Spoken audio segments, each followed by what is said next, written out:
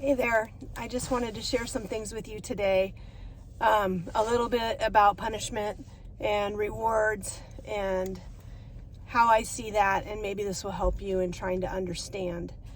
I think that a lot of times as parents, we don't know what to do, and so it's a lot of reacting. We'll react to something that the child does or something that somebody tells us that we should do about maybe something that the child does.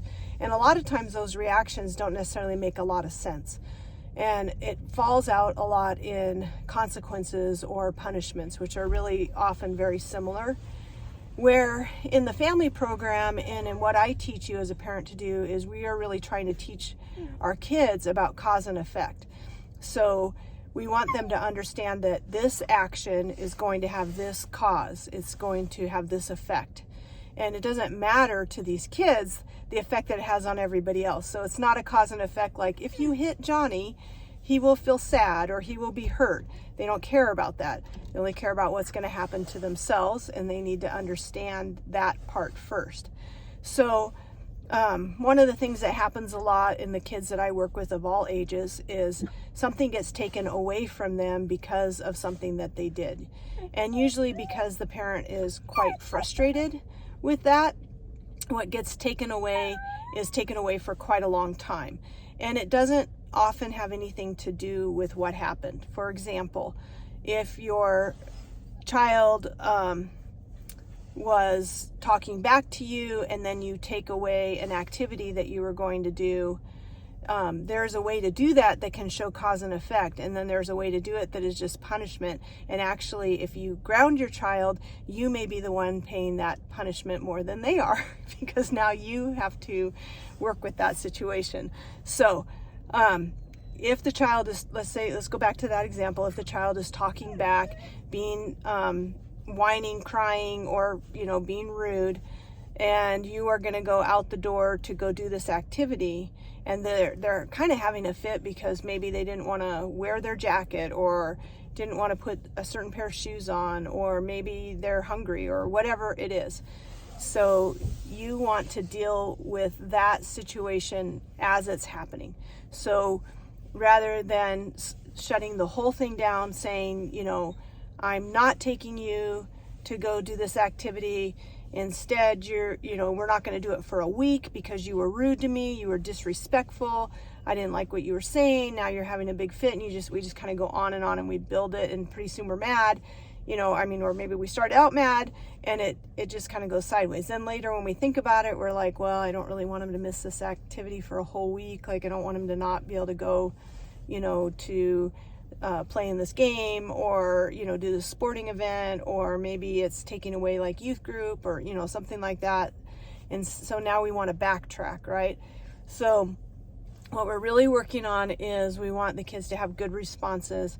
We want things to happen in the immediate so that they can see it. So the child is having a fit, crying, talking back, whatever it is, then we have that moment to pause and just say, I really want to take you to this game. We cannot go as long as you're upset.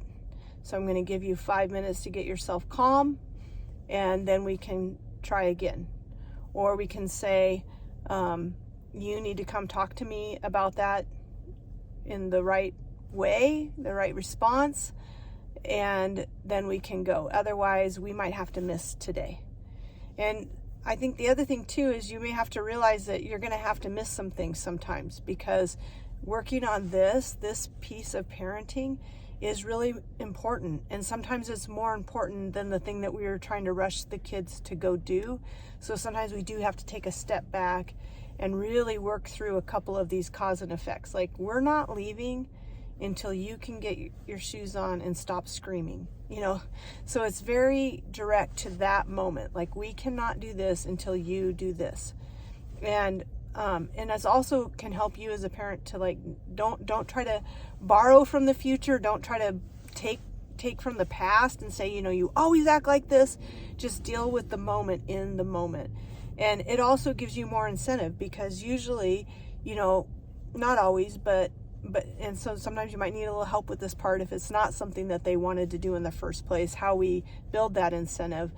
But specifically in this, a lot of times when kids are getting something taken away, it really is not related to that situation at all. So if they're throwing a fit, having, a problem, and then and it's in this moment when you're trying to get something done, we have to come around that a different way than to say, well, because you were rude to me when I asked you to do your chores, now you're not going to get to go see your horse for 2 weeks or do this ball game or whatever it is. So those are not related in the same way. We have to have them be related if we want to really teach our kids cause and effect, which we really do.